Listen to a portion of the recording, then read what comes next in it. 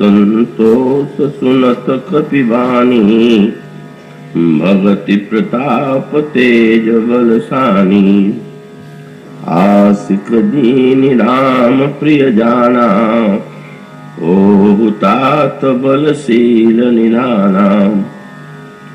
अजर अमर गुण निधि सुत होहु, करहु बहुत रघुनायक छोहु। करहु कृपा प्रभु अस सुनिकाना, निर्भर प्रेम मगन हनुमाना।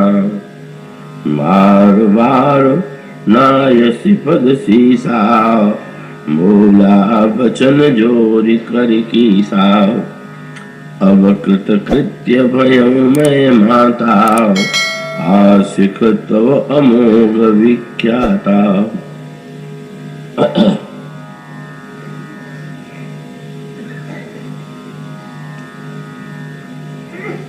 भगवत कथा रस के पिपासु जिज्ञासु महानुभाव, भक्तिमती देवियों, आइए वात्सल्यमयी जगत जननी सीता ने श्री हनुमान जी को जो अद्भुत आशीर्वाद दिए और उसे सुन करके श्री हनुमान जी के हृदय में जिस भाव की अनुभूति हुई और उन्होंने जिन शब्दों में अपनी भावना को अभिव्यक्ति दी, उन शब्दों के रहस्य को हृदयंगम करने की चेष्टा करें। अशोक वाटिका में श्री हनुमान जी मां के समक्ष बैठे हुए हैं और मां के समक्ष उन्होंने अपनी भाव भरी वाणी में, ओजस्वी वाणी में प्रभु के प्रताप, प्रभु के बल और उनके अनंत सामर्थ्य का मां को स्मरण कराया। मां जब अत्यंत भाव विह्वल हुई, गदगद हुई, तो उन्होंने हनुमान जी से ये कहा कि मैं पुत्र तुम्हें आशीर्वाद देती हूं कि तुम में समग्र बल तो विद्यमान रहे ही, पर बलवान बहुधा शीलवान नहीं होते हैं, और जो बहुधा शीलवान देखे जाते हैं वे बलवान नहीं होते, किंतु तुम में तो बल और शील दोनों ही एक साथ निवास करें। इतना ही नहीं, मैं यह चाहती हूं कि तुम कभी वृद्ध न हो, तुम अमर रहो, और मैं अलग अलग गुणों के का स्मरण न करके यही कहूंगी कि सारे गुण तुम में निवास करें। ये सब आशीर्वाद सचमुच अनोखे थे, अद्भुत थे, किंतु जैसे यूं कहें कि शरीर में जब प्राण का संचार होता है तो ही उसमें चैतन्यता होती है, भावनाओं की अभिव्यक्ति होती है। कहा जाता है कि व्यक्ति का जो शरीर है वो पंच तत्वों से मिलकर के बना हुआ। तो मां ने जो आशीर्वाद दिए वे भी आशीर्वाद, उनकी संख्या 5 है प्रारंभ में। बल, शील, अजर, अमर और गुण निधि। पर शरीर का निर्माण तो हो गया, पर चैतन्यता की कोई अभिव्यक्ति श्री हनुमान जी में नहीं दिखाई पड़ी। और तब मां ने छठवें आशीर्वाद के द्वारा जिस प्राण का संचार किया, वो सचमुच यह जो उनके चरित्र का दिव्य शरीर है, उसमें बल की पराकाष्ठा है। शील का उनके कहना क्या है, और वो सचमुच अजर अमर तो है ही, सारे गुण भी उनमें निवास करते हैं। पर इतना होते हुए श्री हनुमान जी के व्यक्तित्व का, चरित्र का प्राण तो वह आशीर्वाद था जो मां ने दिया। मां ने ये कहा कि हनुमान, मैं तुम्हें आशीर्वाद देती हूं कि हमारे प्रियतम प्रभु जो हैं तुमसे सर्वदा सर्वदा क्षोभ करें। बस मानो ऐसा लगता है कि यह वाक्य सुनते ही वो चैतन्य और वो चैतन्यता की पराकाष्ठा हनुमान जी में दिखाई पड़ी। और गोस्वामी जी ने जैसे उन पांचों आशीर्वादों से अलग करके केवल यही कहा कि करहि कृपा प्रभु अस सुनि काना। जो ही हनुमान जी ने यह शब्द सुने कि प्रभु तुम पर कृपा करें, प्रभु तुमसे क्षोभ करें, बस श्री हनुमान जी में निर्भर प्रेम का उदय हुआ। वो निर्भरा प्रेम में सराबोर हो गए। और उसके पश्चात उन्होंने मां से यही कहा कि मां, अब तो मैं कृतकृत्य हो गया। आपने ऐसा आशीर्वाद दिया है कि जिसको पाने के बाद मुझे लगता है कि अब मुझे कुछ करना शेष है ही नहीं। तो ये जो मां के दिए हुए आशीर्वाद हैं, और उस अंतिम आशीर्वाद के द्वारा हनुमान जी ने जिस कृतकृत्यता का अनुभव किया, यह कृतकृत्यता क्या है और यह जीवन में कृतकृत्यता कैसे आती है, तो उसका एक क्रम है। कर्म जो है वो तो व्यक्ति के जीवन की अनिवार्यता है, बाध्यता है। कोई व्यक्ति कर्म के बिना रह ही नहीं सकता। निरंतर व्यक्ति के द्वारा कर्म हो रहे हैं और उन कर्मों के परिणाम स्वरूप सुख और दुख की अनुभूति का चक्र चल रहा है। कभी सत्कर्म के परिणाम स्वरूप व्यक्ति को सुख मिल जाता है और वो प्रसन्न हो जाता है, और कभी किसी कर्म के परिणाम का फल भोगने के रूप में उसके जीवन में दुख आ जाता है और वो तब दुखी हो जाता है। और यह दुख और सुख का जो अनवरत चक्र है वो कभी समाप्त ही नहीं होता। तब अगर व्यक्ति में जिज्ञासा है, अगर वो केवल कर्म करते रहते रहने का ही अभ्यस्त है और वो निरंतर कर्म में ही संलग्न है, तो वो बात तो भिन्न है। किंतु यदि व्यक्ति के जीवन में यह इच्छा उत्पन्न हो कि ये जो दुख सुख का चक्र है, उस चक्र से हम कैसे मुक्त हों, तो फिर वो क्रमशः कर्म के संदर्भ में जब उसे ये ज्ञात होगा कि रामचरितमानस वो पंक्ति आपको मिलती है और सारे शास्त्रों की मान्यता है, कर्म प्रधान विश्व करि राखा और जो जस करई सो तस फल चाखा। जो व्यक्ति जैसा कर्म करता है उसको वैसा ही फल चखने को मिलता है। जब वेदों ने भगवान की स्तुति किया तो वहां पर भी आपको यही संकेत मिलेगा।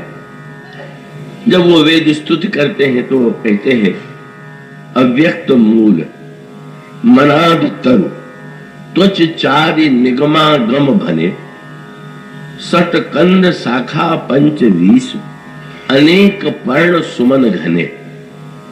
एक वृक्ष की के रूप में कल्पना की गई और ये कहा गया कि इस वृक्ष का जो मूल है वो अव्यक्त है और उसके पश्चात दार्शनिक वर्णन का जो पक्ष है वो जटिल है, उसकी चर्चा करने की यहाँ अपेक्षा नहीं है। पर उसमें एक संकेत वेदों ने यह किया कि फल जुगल विधि कटु मधुर वेद।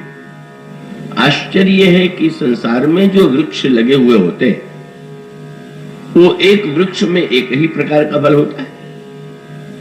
जिसमें मीठा फल लगता है उसमें मीठा लगता है और जिसमें कड़वा होता है उसमें कड़वा लगता है।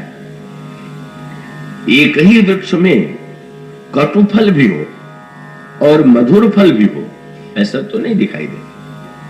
पर वेद कहते हैं कि यहां तो विलक्षणता यही है कि जो संसार विटप है उसमें ये दो कटु और मधुर फल दोनों एक साथ दिखाई देते हैं। और इसका अभिप्राय है सुख और दुख ही जो है वही कटु और मधुर फल है।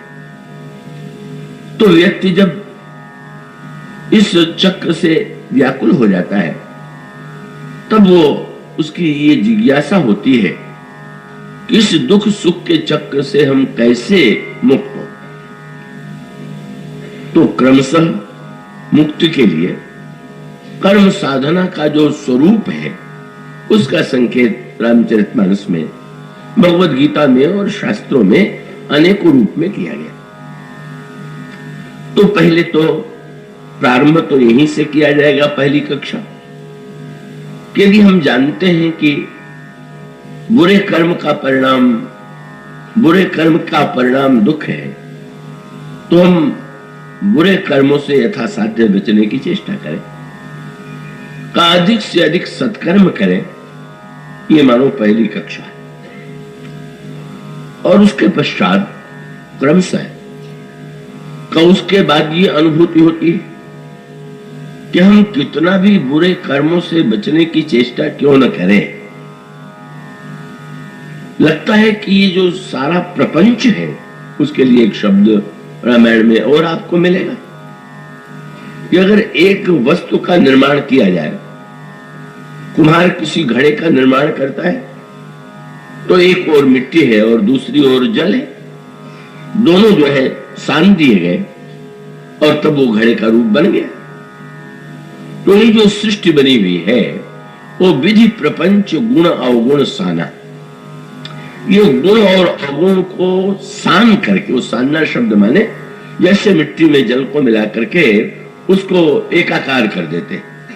तो परिणाम ये होता है कि व्यक्ति कितना भी सत्कर्म करे पर ये दावा कर नहीं सकता है कि उस कर्म में कोई न कोई बुराई ही नहीं होगी।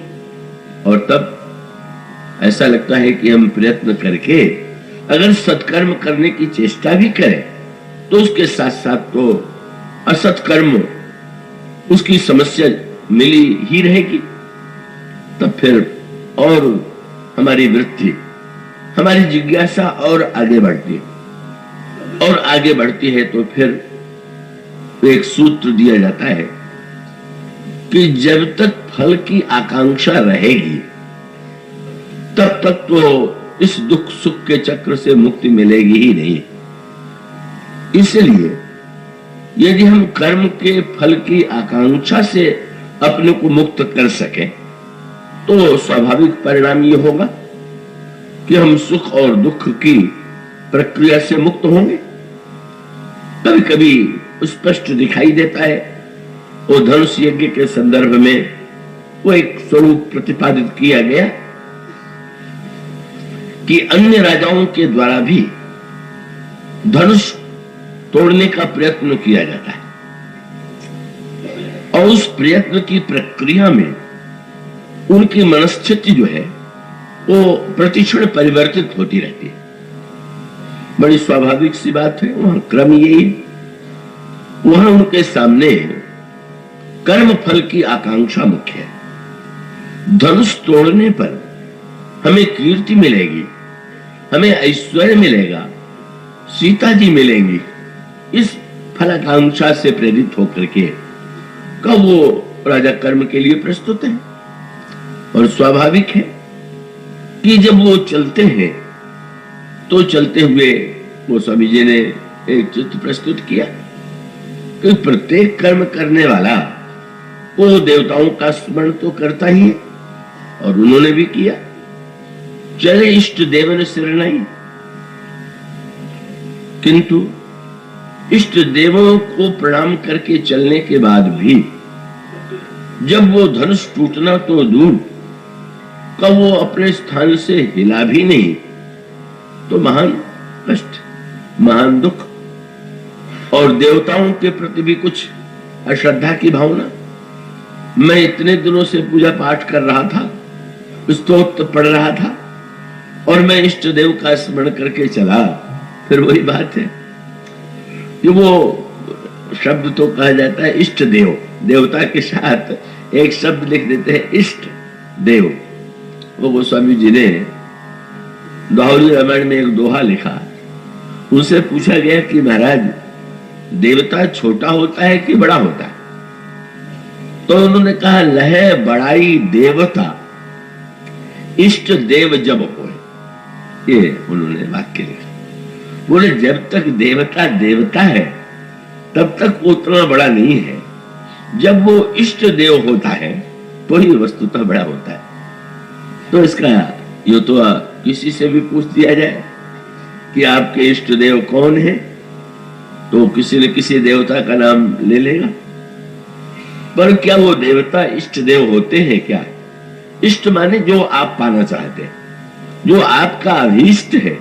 वो अभीष्ट में भी तो इष्ट शब्द ही मिला हुआ है। तो जो हम पाना चाहते हैं वो है इष्ट। तो नाम तो लेते हैं हम देवताओं का, पर हमारे इष्ट देवता नहीं होते, हमारे साधन देवता होते हैं, और हमारा इष्ट कुछ और होता है। यूं कहना चाहिए कि हमारा इष्ट या तो कीर्ति होगी, का पद होगा, समृद्धि होगी, तो हमारा इष्ट तो वो है। और देवता से हम ये कहते हैं कि आप इसे मिला दीजिए, तो वो तो इष्ट देव नहीं हुआ। पर गोस्वामी जी का व्यंग ये है, देवता ये जब चले राजा, तो गोस्वामी जी ने नहीं लिखा कि देवताओं का स्मरण करके चले, तो एक व्यंग्यात्मक शब्द उन्होंने चुना, चले इष्ट देवन शरणाई। उन्होंने कहा कि हमारे इष्ट देव तो ये है। तो ये बिल्कुल ठीक है। अगर आपके देवता ही इष्ट, अब आपके इष्ट हैं, तो आपको तो उनके मिलने से ही प्रसन्नता होनी चाहिए। पर बात तो वो थी नहीं। इष्ट तो था सीता जी को पाना, इष्ट तो था कीर्ति को पाना, और परिणाम यह हुआ कि इष्ट की पूर्ति अगर नहीं हुई तो देवताओं के प्रति भी अश्रद्धा की भावना का उदय हो गया। तो जहां पर व्यक्ति में कर्मफल की आकांक्षा होगी, तो वो व्यक्ति तो उसकी इच्छा पूरी होगी तो प्रसन्न होगा, मनुष्य से भी प्रसन्न होगा, देवताओं से भी प्रसन्न होगा। और इच्छा की पूर्ति में बाधा पड़ेगी तो उसको कष्ट होगा, अश्रद्धा होगी, और यही मनोवृत्ति। पर गोस्वामी जी ने बड़ा सांकेतिक चित्र लिखा। जब धनुष तोड़ने में असफल हो गए, तो इष्ट देवों से, जिन्हें उन्होंने इष्ट देव कहा था, उनसे सीधा नाता तोड़ने का तो साहस नहीं हो पाया कि बाद से हम आपकी पूजा नहीं करेंगे या आपका पाठ नहीं करते हैं। कई लोग तो नाते ही तोड़ लेते हैं अगर कोई फल की पूर्ति नहीं हुई।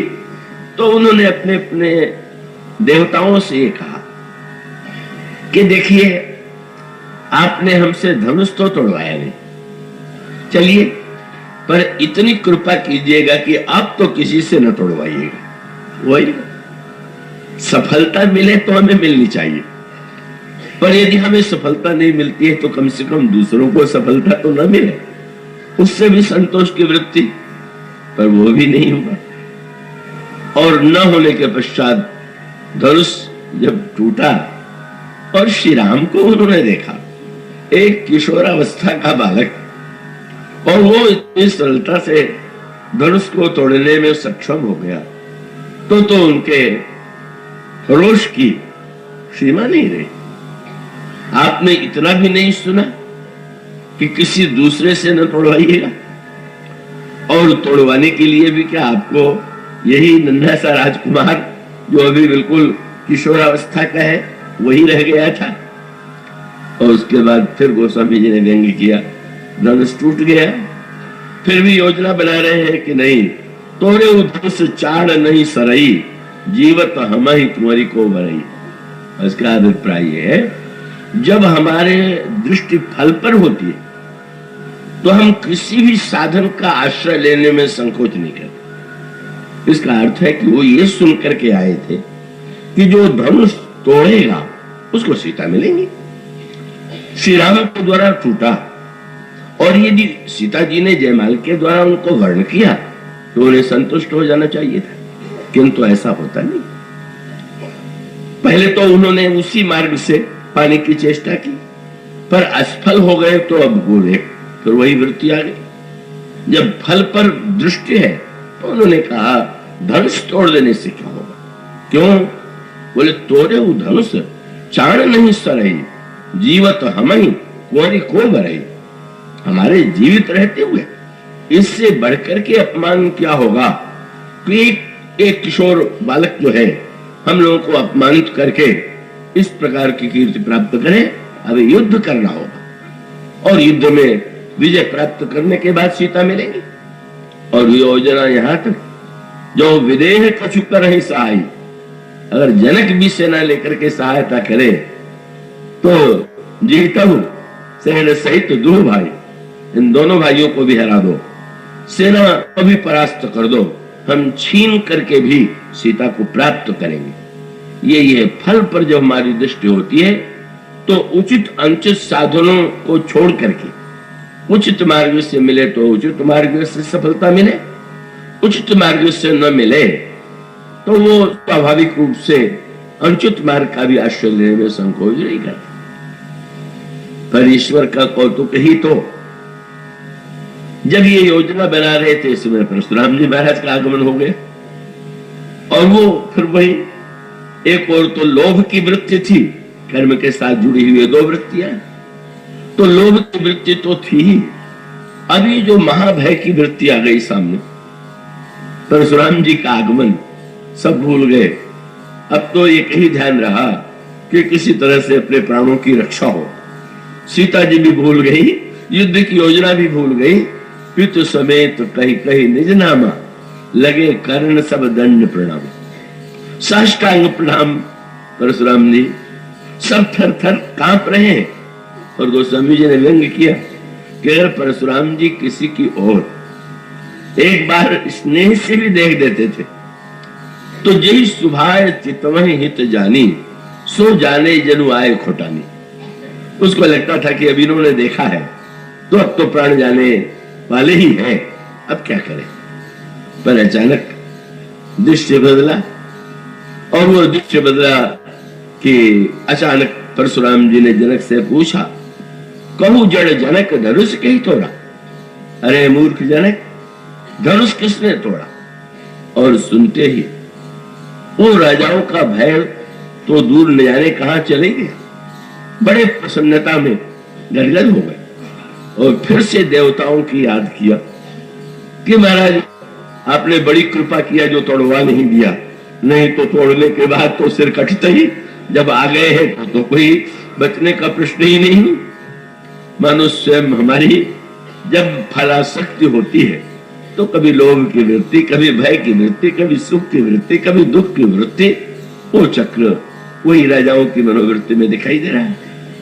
और वही वो स्वामी जी कहते हैं भगवान श्री राम नहीं उठे, तो नहीं उठे का तात्पर्य यही है कि वहां फल का प्रलोभन दिया गया है। तो एक गोस्वामी जी ने एक बड़ा सांकेतिक मनोविज्ञान लिखा कि फल का प्रलोभन ही व्यक्ति को प्रेरित करता है कर्म के लिए। क्या मिलने वाला है इसकी आकांक्षा से ही व्यक्ति कर्म करता है, किंतु श्री राम जो है का वो जो है वो तो फलाकांक्षा, वो तो ईश्वर के रूप में तो वो है ही, पर जो कर्म पद्धति का वो अपने चरित्र के द्वारा दिग्दर्शन कराते हैं को उनमें भी वही बात है। इसलिए रामायण की एक सांकेतिक भाषा आपने ध्यान अगर इस पर दिया हो कि योद्धाओं के पास जो बाण होते हैं ना, वो बाण में जो अगला भाग लगा हुआ रहता है उसको फल कहा जाता है। वो नुकीला जो जिसके द्वारा का किसी लक्ष्य को भेद करते हैं, तो उस फल का अभिप्राय ये है कि वो बाण ही व्यक्ति को जिसको उसके द्वारा वो करना चाहता है, प्रहार करना चाहता है, वो फल लगता है। अब वो एक सांकेतिक भाषा रामायण में आती है कि सभी योद्धाओं के पास फल के बाण होते हैं, पर दो ऐसे पात्र हैं रामायण में कि जिनके पास ऐसे बाण हैं कि वो फल वाले तो हैं ही, लगते तो ये है फल वाले, पर वो स्वयं अपने फल के लिए नहीं है, दूसरों को फल देने के लिए।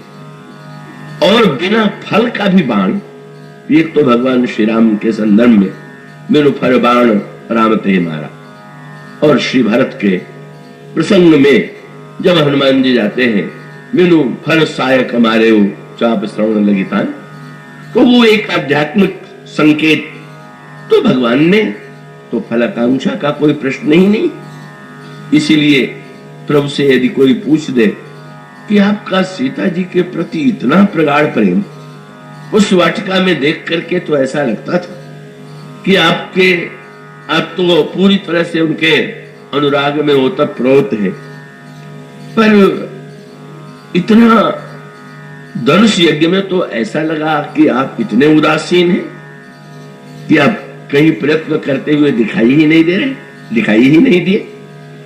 तो प्रभु हंस करके तो यही कहेंगे कि जिनको पाना था वो प्रयत्न कर रहे थे, और मुझे तो पता ही था कि वो मुझसे भिन्न है ही नहीं, तो न पाना था और न तो कोई कर्म करने की प्रेरणा थी। तो इसलिए प्रभु तो सर्वथा शांत भाव से बैठे हुए हैं। और उसके पश्चात गोस्वामी जी ने लिखा, गुरुदेव ने आज्ञा दिया पर उन्होंने परिवर्तन कर दिया।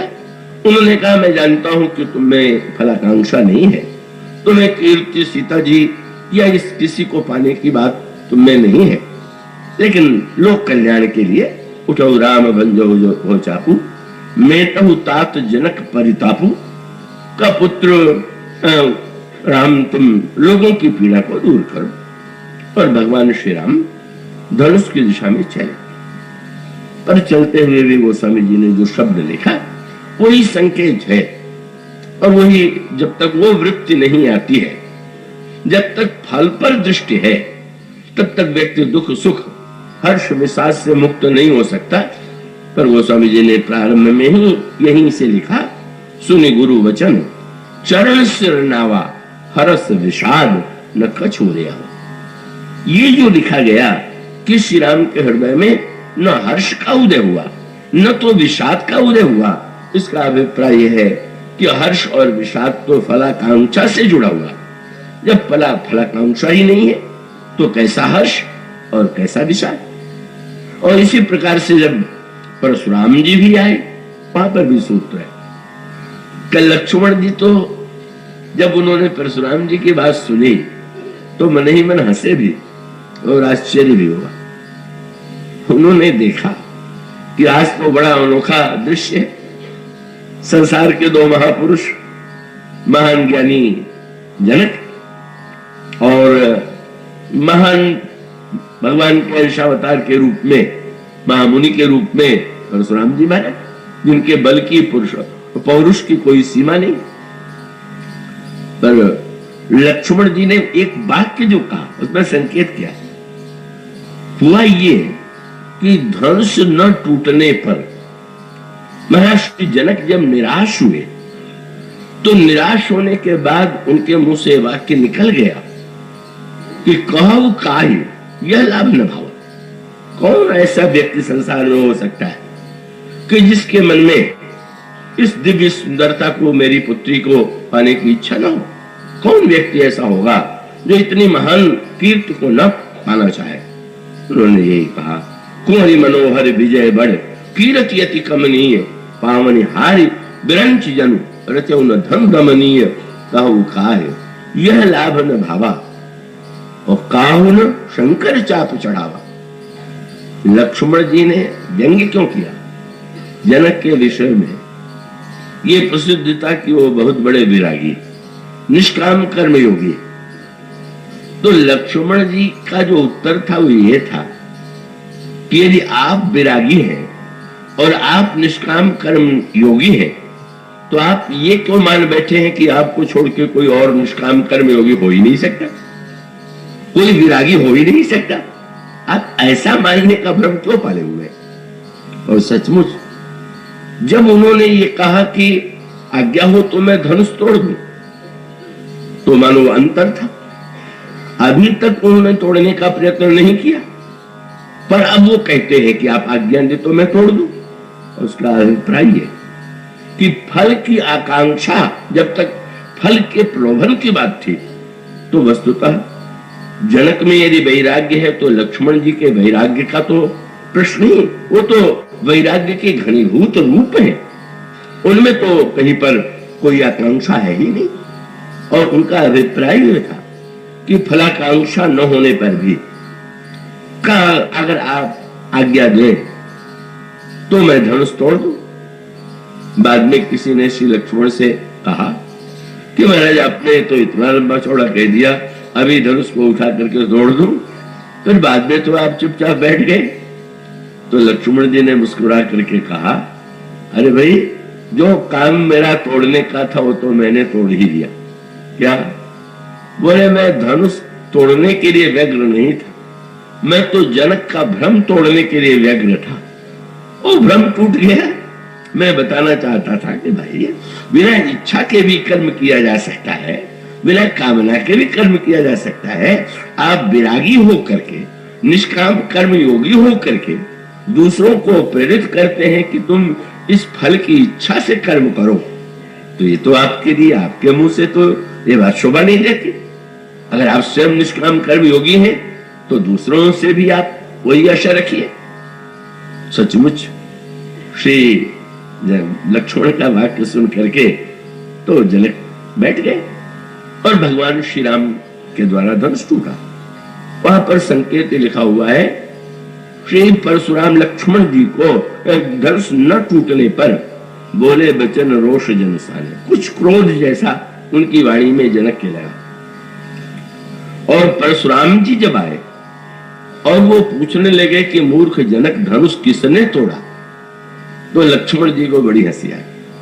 वो अनोखा दृश्य, धनुष तोड़ने के पहले एक महापुरुष बोला और धनुष टूटने के बाद दूसरा महापुरुष बोल रहा है, और एक को क्रोध इसलिए आ गया कि धनुष क्यों नहीं टूट रहा, और दूसरे को क्रोध आ रहा है क्यों टूट गया।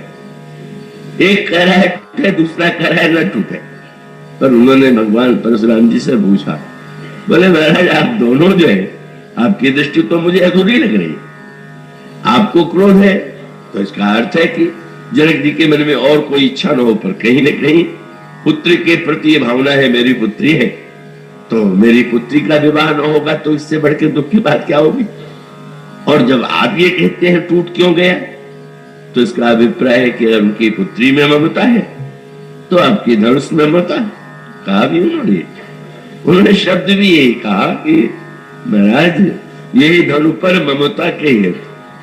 कितनी बड़ी बात कह गए महाराज, दुख सुख बिना ममता के थोड़ी होता है। उनकी ममता यदि सीता जी में थी तो लक्ष्मण का तात्पर्य होना नहीं चाहिए, वो एक अलग प्रसंग है। और इसका अभिप्राय ये है कि वो ममता संसार में हो तो और बात है, पर वो अगर भक्त रूपा सीता से जुड़ी हुई है तो ममता के द्वारा भले ही व्याकुलता हुई, पर उसकी अंतिम परिणति तो बड़ी दिव्य स्थिति में हुई। और परशुराम जी से कहा कि महाराज, आपकी ममता हो गई धनुष से, और धनुष से ममता हो गई कि आप न टूटे। पर वो जिनके द्वारा, पर जनक जी को लगा कि इन्होंने बड़ा अच्छा किया और आपको लगा कि इन्होंने बड़ा बुरा किया। पर आप जानते हैं उनका प्रश्न सुनिए। बोले का क्षति लाभ यून धनु तोड़े। प्रभु श्री राम को न धनुष तोड़ने से कोई हानि हुई और न तो कोई लाभ हुआ। हानि लाभ का बंटवारा आप दोनों कर लीजिए। उनको लगता है लाभ है, आपको लगता है हानि है, तो जो सामने है वो तो और टूट जाने के बाद परशुराम जी आए, मृत्यु का भय दे रहे हैं, पर भगवान राम की स्थिति क्या है? वही ठीक स्थिति, हृदय हर्ष विषाद कछु बोले स्त्री रहोगे। वो सहज टूटने के पहले भी हर्ष और विषाद का अभाव और टूटने के बाद भी हर्ष और विषाद का अभाव। ये जो कर्म की एक पद्धति है जो भगवान राम ने अपने चरित्र के द्वारा संसार के जीवों के समक्ष प्रकट किया कि जब भी हम फलासक्त होकर के कर्म करेंगे तो हर्ष और विषाद तो होगा ही, पर अगर हम उससे मुक्त हो जाते हैं तो हर्ष और विषाद के चक्र से मुक्त हो जाते हैं। कर्म करें और कर्म से फल मिले, एक कर्म करें पर फल की आकांक्षा का नहीं है तो ये दूसरी स्थिति हो गई। पर इससे भी आगे की स्थिति क्या कि फलाकांक्षा न होने पर भी करने वाला विद्यमान है कि नहीं, कर्तृत्व है कि नहीं। मैं ऐसा करता हूं, आप लोग तो निरंतर सत्संग करते रहते होंगे, करते ही हैं, तो उसे आप समझ सकेंगे कि इसका अभिप्राय यह है कि फल की आकांक्षा भले ही न हो व्यक्ति, लेकिन ये तो मान रहा है कि मैंने कर्म किया, हमें फल की कोई आसक्ति नहीं है, फल नहीं पाना है, पर मैं कर्म करने वाला हूं, ये वृत्ति नहीं मिटी।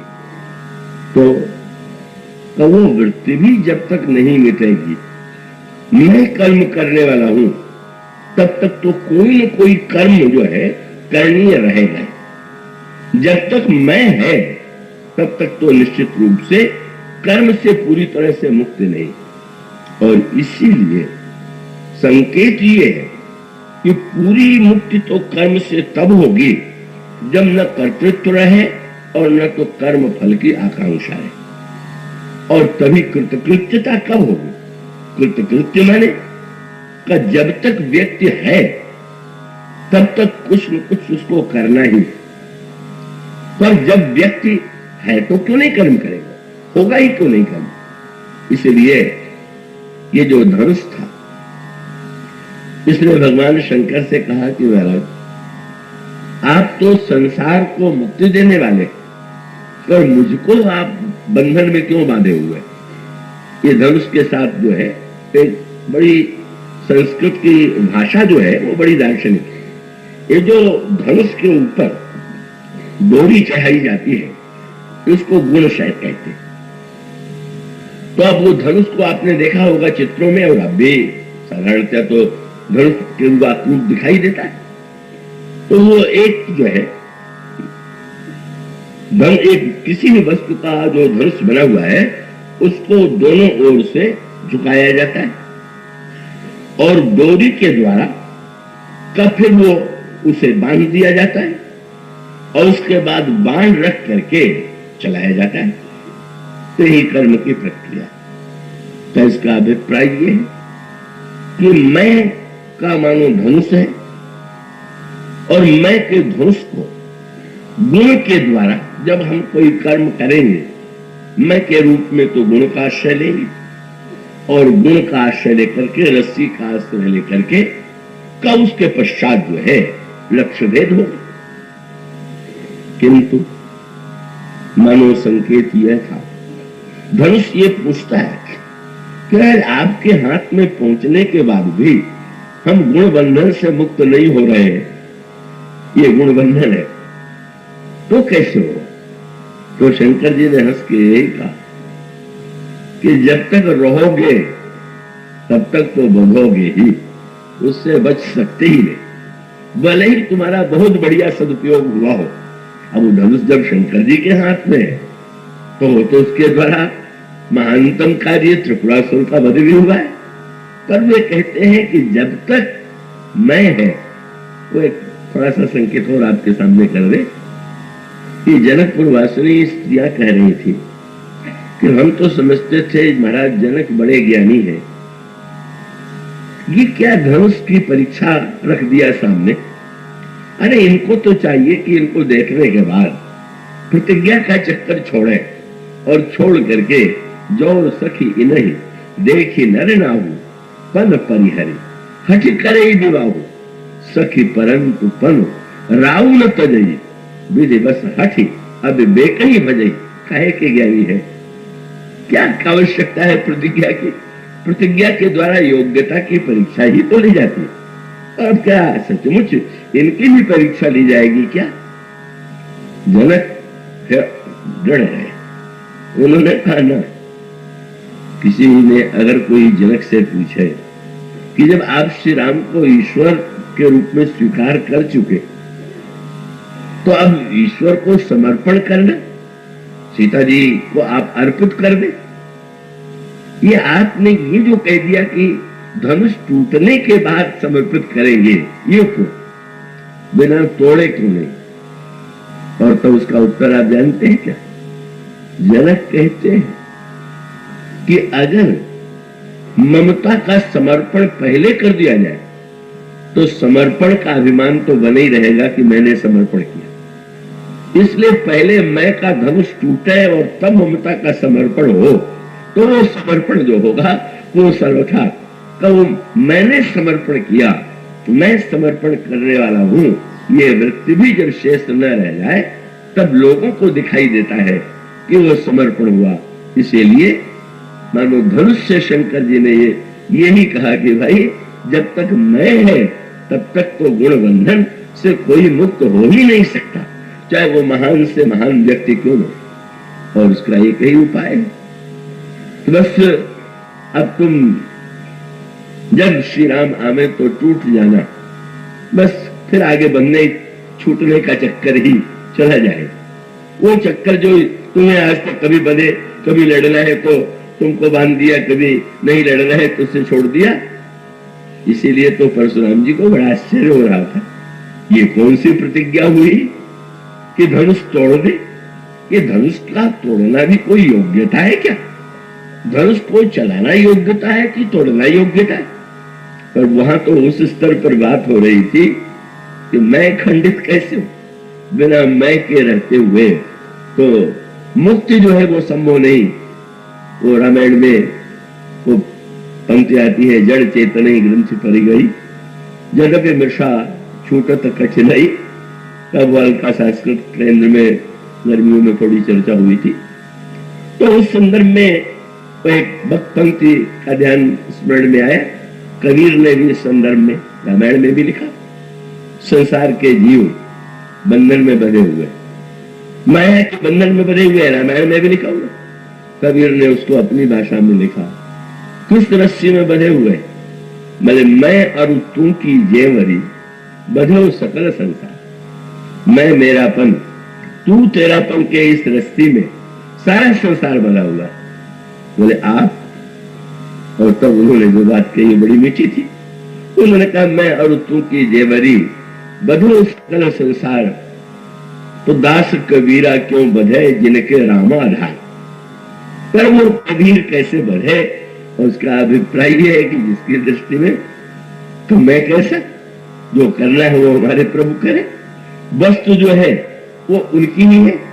इसलिए यमराचार्य जी ने कहा कि प्रभु पहले तो मैंने सोचा कि आपको मैं समर्पण कर दूं, लेकिन बाद में जब लगा कि जब वो कुछ मेरा है ही नहीं, मानो मैं और ममता, अहमता और ममता छूट गई, यही मुक्ति है। और यही हुआ सचमुच। पहले धनुष टूटा, उसके बाद जनक नंदिनी सीता का समर्पण हुआ, और तब वो आपको पंक्ति मिलेगी। क्या? जनक विश्वामित्र के पास जाते हैं और कहते हैं मुनि पुत्र कृत्य कीन दुह भाई। उन्होंने कहा महाराज अब मैं कृतकृत्य हो गया, और साथ साथ संकेत कर दिया दो भाई। तो मानो लक्ष्मण जी गुरु और आचार्य के रूप में, और भगवान श्री राम। संकेत ये था कि मानो ये धनुष टूट करके जिस कृतकृत्यता का अनुभव हो रहा है, कौन मैं देने वाला, कौन समर्पण का, मानो इससे जो शून्य स्थिति है वही कृतकृत्यता की स्थिति है, जिसका अनुभव महाराज जनक को हुआ। तो उसका अभिप्राय है पहले कर्म और कर्म फल, बाद में कर्म पर कर्म फल नहीं, और तीसरी स्थिति में न मैं है और न तो फल है। और मैं और फल जब दोनों की आकांक्षा मिट गई तो फिर ऐसी स्थिति में करणीयता का कोई प्रश्न ही नहीं रह गया। जब मैं ही नहीं है तो कौन किससे कहे कि तुम्हारा कर्तव्य है, तुम्हें ये करना चाहिए। रामायण के दूसरे संदर्भ में, प्रेम के संदर्भ में भी ये बात कही गई, क्या कि सुतीक्ष्ण जी ने सुना कि प्रभु जो है वो आ रहे हैं, और तब प्रभु आगमन श्रवण सुनि पावा, करत मनोरथ आतुर धावा। हे विधि दीन बंधु रघुराया, मोते सठ पर करी है दाया। भगवान का स्वागत करने के लिए दौड़ पड़े। पर आगे चल करके मार्ग में बैठ गए। मुनि मग माझ अचल हुई वैसा। अद्भुत बात है, इतने उत्साह से भागे चले जा रहे थे और अब मार्ग में ही बैठ गए। भगवान राम मुस्कुरा करके लक्ष्मण से कह रहे थे, लक्ष्मण एक भक्त व्यग्रता से मिलने के लिए दौड़ा चला रहा, बहुत विलंब हो गया। और विलंब हो गया तो लक्ष्मण जी ने कहा, हमारा जो भक्त नहीं आया कहाँ रह गया? चलो भाई, वो नहीं आया तो हम ही खोजने के लिए चल पड़े। ये मानो भक्ति का मार्ग है, वो ज्ञान की कृतकृत्यता है। मैं और ममता, वो मैं के उससे फलाकांक्षा से मुक्ति। और यहाँ कर्म समाप्त हो गया। मैं स्वागत करने जा रहे थे, भगवान का स्वागत करने जा रहे थे, बैठ कैसे गए? और तब गोस्वामी जी ने ये कहा, जब तक सुतीक्ष्ण जी को ये भान था कि मैं सुतीक्ष्ण हूं, मैं प्रभु का स्वागत करने जा रहा हूं, तब तक कहां जा रहा हूं इसका भी पता था, मैं कौन हूं इसका पता भी था, किस मार्ग से जाना है इसका भी पता था। लेकिन अब क्या हो गया? गोस्वामी जी कहते हैं, जब वो बैठ गए तो कब बैठ गए? बोले मुनि मग माझ अचल होई वैसा। कब?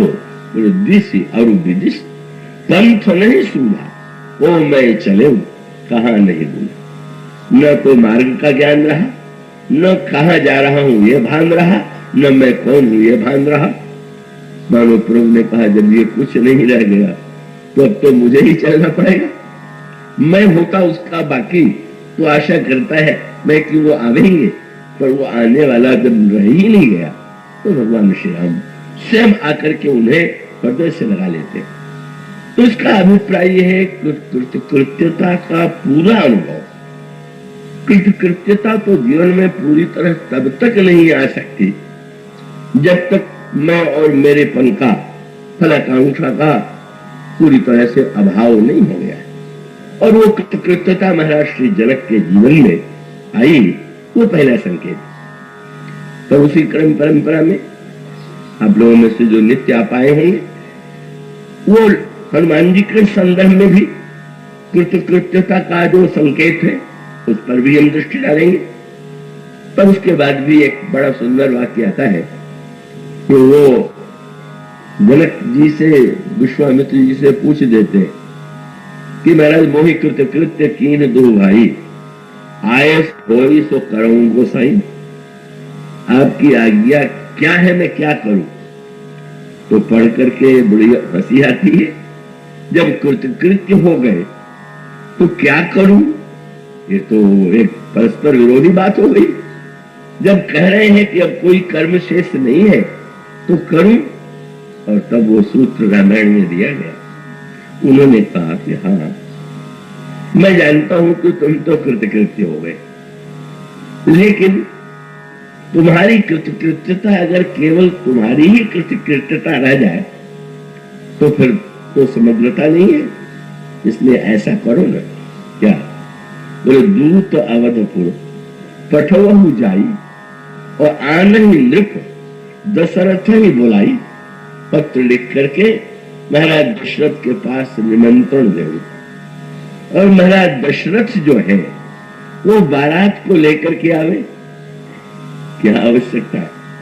धनुष टूट गया, विवाह हो गया, अब रथ पर बैठा करके दूल्हा दुल्हन को पहुंचा दे। लेकिन कहना ही नहीं, बारात जाओ, बारात आवे, विवाह का मंडप बनाओ, विवाह के मंडप में विवाह हो। मानो उसका सूत्र यही था। वो जनक प्रवासन स्त्रियों ने यही कहा कि अगर चारों भाइयों का इस नगर में विवाह हो जाए तो कितना अच्छा हो। वहां शब्द क्या था?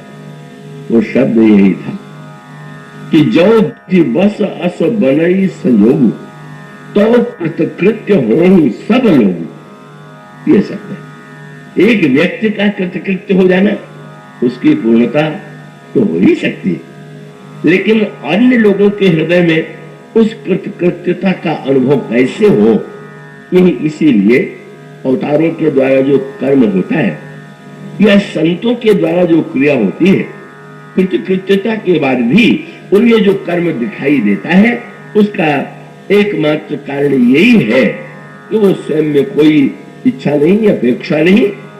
पर विश्वामित्र जैसे संत कहते हैं कि नहीं, तुमने तो विवाह का आनंद ले लिया, पर सोचो महाराज दशरथ को कैसा कष्ट होगा अगर वर और कन्या विवाह करके तुम भेज दो, गुहारी कर सोचेगी। सोचेंगे कि लो, मैं तो कुछ अपनी आंखों से देख ही नहीं पाया, मैंने स्वयं उस दृश्य को नहीं देखा, कैसे कन्यादान हुआ। वो आकांक्षा ब्रह्मा से यही कहा था, शंकर जी से ब्रह्मा ने यही कहा था, महाराज आप विवाह का प्रस्ताव स्वीकार कर दीजिए ना। तो शंकर जी ने हंस करके ब्रह्मा की ओर देखा, बोले आपको भी ये भ्रम है कि मेरा विवाह होना बाकी है? तो उन्होंने कहा कि महाराज आपका विवाह मैं कैसे कहूं कि होना है, तो फिर विवाह का आग्रह क्यों कर रहे हो? तो उन्होंने वही शब्द कहा कि बात ही ये है, सकल सुरन के हृदय अस शंकर परम ऊंचा निज नयन देखा चाहे ना तो तुम्हारे विवाह। उन्होंने कहा महाराज अन्य लोग तो आपका विवाह देखें, आप अपने आप पे पूर्ण होंगे, और उनकी भी तो दशा सोचिए। तो यही जनक से विश्वामित्र कहते हैं, दशरथ के विषय में भी तो सोचो, अयोध्या वासियों के विषय में भी तो विचार करो। तुम भेजो पत्र और वो दशरथ को बुलाओ। और वही फिर वही शब्द है, निज नयन देखा चाहे। दूत पत्र लेकर के पहुंचे, महाराज श्री दशरथ के हाथों में पत्र लिया। पहले तो उन्होंने कई बार पत्र पढ़ा, फिर पढ़ा, पढ़ते ही चले जा रहे हैं। फिर थोड़ी देर के बाद ध्यान आया कि पत्र लेके कौन आया, तो उस समय दूत सामने है। और तब प्रश्नोत्तर प्रारंभ हुआ। और प्रश्नोत्तर क्या था? प्रश्नोत्तर ये था, भैया कहो कुशल दो बारे।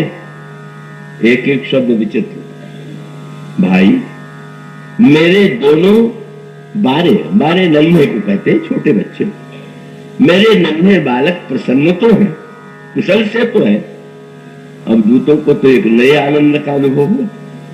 ओहो, धनुष टूटने का पत्र पढ़ने के बाद भी इनको जो बारे ही दिखाई दे रहे हैं, और जिस ईश्वर के द्वारा संसार के जीव कुशल प्राप्त करते हैं, जिसको इनको इस कुशल की चिंता है, अच्छा ही हुआ पत्र लेकर के आए, नहीं तो एक नया अनुभव कैसे होता। और उसके बाद जब महाराज दशरथ पूछने लगे तो दूत इतने प्रश्नों में निमग्न हो गए कि वो सचमुच जो प्रश्न होता है वो प्रश्न भी इतना का अद्भुत था। दूत चुप है। तो अब महाराज दशरथ जी ने अगला प्रश्न कर दिया, क्या आप लोगों ने मेरे पत्रों को देखा? लीजिए, अद्भुत बात है, पत्र लेकर के आ रहे। दूत फिर भी चुप है। तो कहने लगे कि नहीं, देखा से ही नहीं, क्या अपनी आंखों से देखा? अब और भी है विलक्षण प्रश्न भी ऐसा अनोखा। देखा, यही नहीं पूछा जाना चाहिए? पर वो देखने के बाद भी क्या अपनी आंखों से देखा? और इस पर भी जब दूत नहीं बोले तो और एक शब्द जोड़ दिया। तो अच्छा, अगर आप लोगों ने अपनी आंखों से भी देखा तो अच्छी तरह देखा कि नहीं देखी? आप पढ़िए तुलसीदास जी के जो भाई, भैया कहो कुशल दो बारे, तुम नीके निज नयन निहारे। तुमने क्या नीकी प्रकार से अपनी आंखों से देखा? और वही सूत्र है। प्रश्न तो विचित्र सा है, लगता है कि कोई भी देखेगा तो अपनी आंख से देखेगा, देखेगा तो भली प्रकार से देखेगा। पर दशरथ कहते हैं ना ना, देखना ही नहीं, अपनी आंखों से देखना, अपनी आंखों से भी भली प्रकार देखना। फिर भी जब दूत चुप हो, बोल नहीं रहे, और कभी कभी सुनने में भी एक ऐसे दिव्य आनंद की अनुभूति होती है, कहना भी एक आनंद की अनुभूति, अभिव्यक्ति सुनना भी। तो प्रश्न फिर भी नहीं है, कहने लगे शायद आप लोगों ने उनको देखा नहीं है, तो मैं अपना बता दूं कि मेरे पुत्रों का रूप रंग कैसा है। श्यामल गौर, ये वर्णन उन दूतों से कर रहे हैं जो श्री राम का भी पत्र लाए हुए हैं, जनक का भी पत्र लाए हुए हैं, श्याम है और गौर है। फिर भी दूत नहीं गौर है। और जब नहीं बोले तो कहने लगे कि ये हो सकता है इतने से भी आप न पहचान पाए हो, लेकिन मैं ये बता दूं कि मेरे पुत्रों में चाहे कोई विशेषता न हो, पर वो धनुष बाण तो लिए रहते ही है, पर महर्षि विश्वामित्र के साथ। इसका अर्थ है भाई उन पर ध्यान नहीं गया होगा तो विश्वामित्र जैसे महापुरुष का दर्शन तो आपने अवश्य ही किया होगा। और उसके बाद भी नहीं रुके, दूतों के होठों पर धीरे धीरे कुछ मुस्कुराहट सी आने लगी। तो कहने लगे कि देखिए, अगर आप लोग ये कहेंगे कि देखा, भली प्रकार से देखा, अपनी आंखों से देखा, तो भी हम बिल्कुल नहीं मानेंगे। तब अगला प्रश्न किया, केवल देखा ही कि उनसे परिचय भी हुआ? पहचानो तुम, क्या तुम उन दोनों को पहचानते हो? फिर भी चुप है। तो उन्होंने कहा, अगर आप लोग कह भी देंगे कि पहचानता हूं, हम नहीं मानेंगे। महाराज कब मानेंगे? तो उन्होंने तब पहचानो तुम कहो स्वभाव। अगर तुम्हारा परिचय हुआ होगा, पहचानते होगे, तो तुम उनका स्वभाव जब बता दोगे कि उनका ऐसा स्वभाव है, तो मैं समझ जाऊंगा। सचमुच ये प्रश्न अटपटे थे, पर ये तो भक्ति साधना का प्राण है। देखना, अपनी आंखों से देखना, अपनी आंखों से देखने के बाद भली प्रकार देखना, भली प्रकार देखने के बाद पहचानना, और पहचानने के बाद स्वभाव का जान लेना। यही है भक्ति साधना का क्रम। हम और आप जब भगवान को चित्रों में देखते हैं तो भी तो देख रहे हैं, पर वस्तुतः वह हम अपनी आंखों से नहीं देख रहे हैं, चित्रकार की आंखों से हम देख रहे हैं। चित्रकार की भावना में जैसा रूप है उसने बनाया, तो वो भी देखना है, पर वो चित्रकार या मूर्तिकार की आंखों से देखना। और फिर आप अपनी आंखों से देखें तो और बात हो गई। जिसका चित्र और जिसकी मूर्ति आपने देखी वो सामने आपके हो तो आप अपनी आंखों से देखेंगे, पर देख लेने से भी कुछ नहीं होता। नीके तुम नीके, तो वो एक शब्द नीके शब्द रामायण में और गीतावली में गौतमी जी ने का ऐसे अनोखे अर्थों में प्रयोग किया है। एक ग्रामवासी स्त्री दूसरे से कहने लगी, चल करके दर्शन करो। अरे तो अभी यहीं से तो गए हैं, दर्शन तो किया। वो स्वामी जी कहते हैं, वो सखी कहती है, देखा तो, लेकिन नीके के मैंने विलोकन पाए, भली प्रकार से नहीं देखा, इसलिए चल करके जरा भली प्रकार से देखा। उसका अर्थ है रावण कुंभकर्ण ने भी तो देखा ही होगा। तुम क्या उन्होंने भली प्रकार नीके निज नयन निहारे। गीतावली रामायण में जनकपुरवासिनी एक स्त्री दूसरे स्त्री से कहती है, श्री राम को देखो ही नहीं, राम ही नीके के निरख सुने। ये नीके शब्द जो है ये सूत्र है भक्ति का। उसका अभिप्राय ये है, ईश्वर को देखने की इच्छा, अपनी आंखों से देखने की इच्छा, भली प्रकार देखना, और उसके बाद देखना ही नहीं, उनसे परिचय हो जाए। और पहचानने का फल यही है कि उनके निकट पहुंच करके उनके स्वभाव का रस मिल जाए। इसलिए फिर दूतों ने बड़े मीठे मीठे उत्तर दिए आगे चल करके, पर दूतों ने एक बात कह दिया और महाराज दशरथ गदगद हो गए।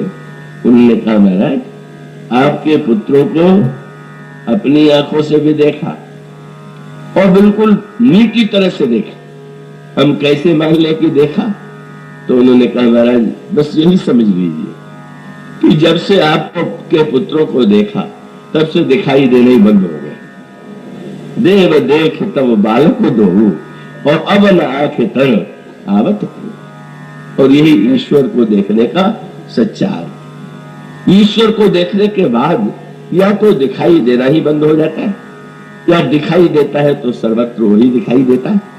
और ये क्रम जो था, मानो सारे अयोध्यावासी महाराज दशरथ बारात लेकर के जाते हैं, और बारात लेकर के वो बारात कैसी अद्भुत रही होगी कि जिसका ठाट बाट देख करके ग्रामवासी आश्चर्यचकित हो जाते हैं, इतनी बारात। पर जब वो पूछते हैं कि इतनी सुंदर बारात है, वो दूल्हा कहाँ है? और तब कहना पड़ता है कि दूल्हा तो ससुराल में पहले से ही बैठा हुआ है। वो अद्भुत बारात थी। पर ईश्वर तो भक्त के साथ सर्वदा विद्यमान ही है, किंतु भक्त तो बारात लेकर के जाता है, प्रसन्न होता है, वो देखता है, आनंदित होता है, और तब सबको कृतकृत्यता का बोध होता है।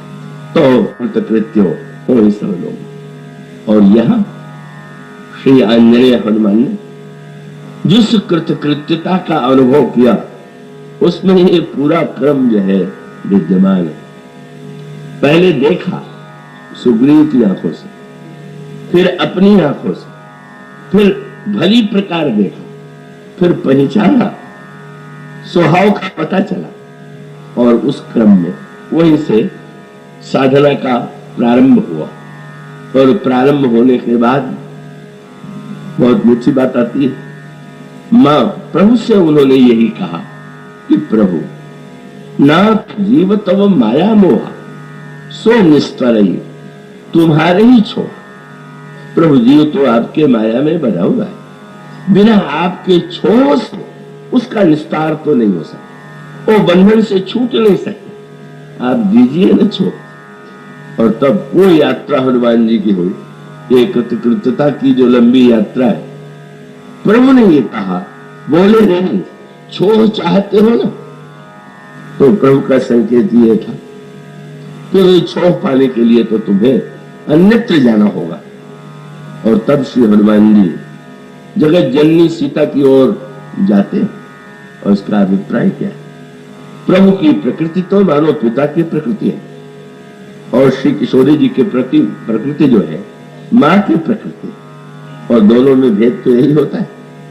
पिता तो पुत्र को कर्म के लिए प्रोत्साहित करता है, और मां जो है उसको तो दो ही चिंता होती है कि वो बालक के, या तो अगर बालक कहीं से कर्म करके पुरुषार्थ करके आवे तो पहली चिंता होगी खाया कि नहीं खाया, और उसके बाद कहेंगे बहुत हो गया, अब विश्राम करो।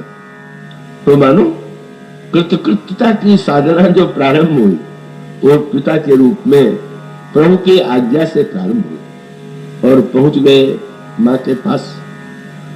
और मां के पास जब पहुंच गए तो फिर उस समय सचमुच वही जो चाहते थे, जो प्रभु से नहीं मिला, आज मां से मिल ही गया।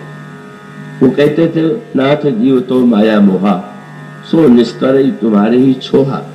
और मां के मुंह से आशीर्वाद क्या निकला?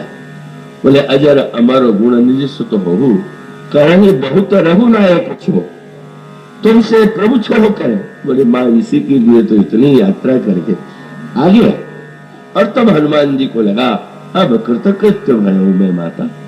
ये कृतकृत्यता की साधना का रूप क्या है, और वो ये प्रेम में जो कृतकृत्यता प्राप्त होती है उसकी चर्चा अगले दिनों में होगी। आज बोलिए सिया।